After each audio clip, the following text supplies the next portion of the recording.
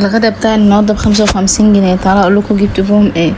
انا طبعا عندي البطاطس والجزر والخضر عامه كله الحمد لله في قلب البيت في قلب التلاجة زي اي ست عاديه يعني. طبعا بما ان الطماطم ب35 جنيه ل2 كيلو، فانا قلت ادور في الفريزر كده على طماطمتين اكون عينهم جامدين كده ولا حاجه. فبالفعل لقيت 55 جنيه جبت بهم وركين 2 بالظبط. انا لما بعمل اكل كتير بزياده ولادي مش بيرضوا ياكلوه وفي الاخر بيترمى، فطبعا ده مش وقت ولا ده ظروف ان اي اكل يترمى ولا اي حاجه تترمى. انا بعمل لهم على قدهم وخلاص. جيت بقى معايا جبت بال55 جنيه دول ايه وركان كده، كنت اقدر اجيب بهم صدور برضو اعمل لهم بها اكله حلوه. المهم حطيت كزبره وفلفل اسود وكمون وملح و7 بهارات وحطيت عليهم ملح طبعا. وقمت جايه ايه مقلباهم في قلب البطاطس ومقطعه بصلايه، مخرطه بصلايه ومقطعه بصلايه. وجبت بقى حطيت شويه توابل كده على الفراخ بتاعتي لانها ما كانتش لحقت ايه تتبل يعني. هعمل صينيه بطاطس اصليه مصريه طبيعيه كل حاجه فيه 100%. والبطاطس اللي انا قطعتها قطع صغيره دي قمت جايه حاطه عليها شويه من البهارات. تمام. شيلي بقى كل الحاجات دي ومسحي ترابيزتك كده وخلي كل حاجه فلها شمعه منوره. وهنعمل صينيه بطاطس ما فيهاش زفاره مش متشوحه. بصي حاجه كده تستاهل بقك وبق عيالك بجد. اهم حاجه في الحوار في الموضوع ان انت تبقى غاسله الفراخ كويس جدا، عامله لها محلول نقع كويس جدا. دي احسن حاجه. دي كده صينيه الفراخ بتاعتي خلصت. لا طبعا لسه ما خلصتش. قلبت في الفريزر لما لقيت طماطمتين 2 وقمت جايه ايه حاطه عليهم كمان 2 من اللي انا لسه جايباها صبحه. قلت يلا يا بنتي مش مشكله، انا صارفه ومكلفه هصرف واكلف مش مشكله. وضربتهم بقى في قلب الخلاط،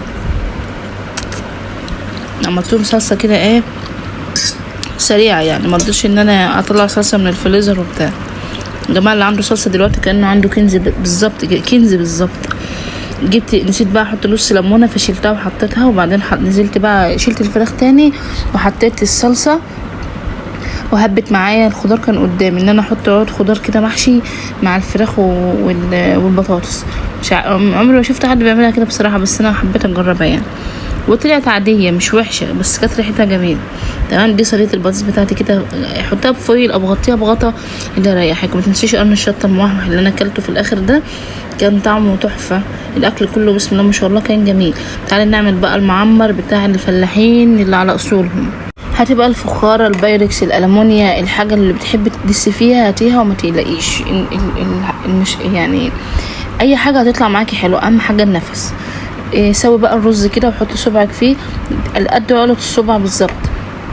انا بقيسه كده. خدته بقى غسلته كويس جدا. وبعدين غسلتهم بقى كده وقمت جايبهم برضو في نفس الصينيه بتاعتي ومعاه معلقتين قشطه وش لبن كده. قمت جايباهم وحطاهم عليه. تقدري تستغنى عنها، تقدري لو عندك علبه زبادي تجيبيها وتحطيها عليها، تقدري ما تحطيش حاجه خالص وتستكفي باللبن عادي جدا. في ناس بتعمله بسمنه بلدي وهو كده من قبل ما يستوي، بس انا بصراحه امي الله يرحمها كانت بتعمله كده واختي بتعمله كده وانا بعمل زيهم يعني.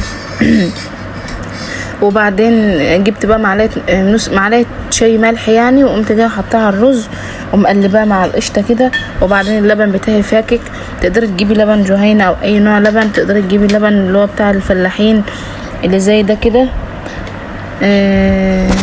اللبن بتاعي كان متقلب وحطيته على البوتاجاز يسيح لانه جاي من عند الفلاحين وكده. قلبي بقى تقليبه كويسه كمان اخيره. وبعدين قومي جايه نازله عليه باللبن بتاعي بقى الحلو ده.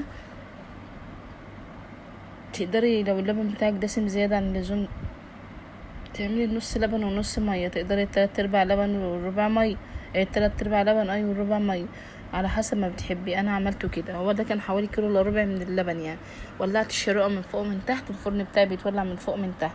بسم الله ما شاء الله. الوش بتاعه شكله شاهي وجميل جدا. لو انت فرنك مش بيولع من فوق من تحت استكفي بفوق الاول، وبعدين لما يحمر اطفيه بقى وشغلي من تحت. في الوقت ده بقى انا حطيت البطاطس بتاعتي على البوتاجاز من فوق تاخد غلوه كده بحيث ان لما احطها في الفرن تعمل على طول. صينيه البطاطس بعد ما خدت الغلوه شلت بقى من عليها الفويل بحيث ان هي تنشف معايا بقى. كل شويه كنت بالمعلقه اشيل من الصوص ده واحطها في قلب واحطه في قلب على الفراخ من فوق كده. الرز بتاعي اتشمع شويه، اتشمع يعني نشف من اللبن. هجيب بقى معلقه واقوم جايه عامله كده بالراحه خالص عشان يعني ما بوظش برضو شكله، عشان لو عندك ضيوف ولا حاجه تقدميه بالمنظر الجميل ده. وامي جايه نازله بقى معلقتين سمنه بلدي على معلقتين زيت، معلقتين قشطه، معلقتين زبده، معلقتين سمنه تقدر تستكفي بيه بس كده. الناس اللي هم مريضة السكر وكده، بصي اي نوع ماده دهنيه بتحبيها حطيها، بس طبعا السمنه البلدي والرز المعمر عاملين شراكه مع بعض يعني في كل حاجه.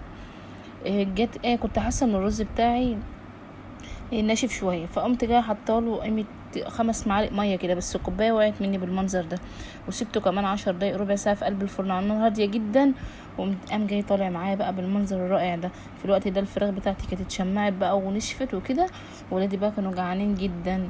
صينيه فراخ يا جماعه تستاهل بقكم واحد واحد. ده منظر الفراخ بتاعتي كده، منظر صينيه الفراخ بتاعتي كده تستاهل بقكم. صينيه الرز حاجه كده بسم الله ما شاء الله، بألف هنا اللي كان نصيب واكل منها، وبألف هنا لاي حد هيعملها. يا رب تكونوا استفدتوا اي حاجه، ولو كانت بسيطه تعالوا بقى اما نطلع الرز ده تقدروا تطلعيه كده مربعات والله من جماله يعني. جبت بقى الطبق بتاعي بقى وقاعده اغص في عيالي قاعدين جنبي وجعانين بقى طبعا، وانا بقى اللي بدوق. شلت بقى شويه رز كده، الرز مفرفر ومفلفل وجميل ودسم وطعمه زي الفل. تمام، اهو الرز بتاعي اهو مفرفر اهو، يستاهل بقكم. وطلعت بقى الدبوس بتاعي او الفراخ يعني عامه، تقدري تعملي طبعا البطاطس باي كان طريقه يعني. البطاطسيه بتاعتي مش مهريه زي ما هي كده ومتحمره برضو حلوه ومستويه شويه بقى من الصوص. وتعالوا بقى نشوف الفراخ بتاعتنا فيها دم من جوه ولا ايه نظامها بالظبط. بصوا يا جماعه البطاطس بتاعتي بسم الله ما شاء الله بألف هنا وشفا يا رب، والفراخ برضو جميله. بس كده دي كان الفيديو بتاعي كده خلص. وبقى مش عاوزه اقول لكم ما تنسونيش بقى في كلمه حلوه من قلبكم، ما تنسونيش في لايك وشير وسبسكرايب للقناه. عاوزه اقول لكم ان الطبق ده اللي انا ببقى اصور فيه ده دايما ولادي كلهم بيتخانقوا عليه. وده الرز كده بعد ما فتحته من جوه. بس كده دي كانت سفرتنا البسيطه.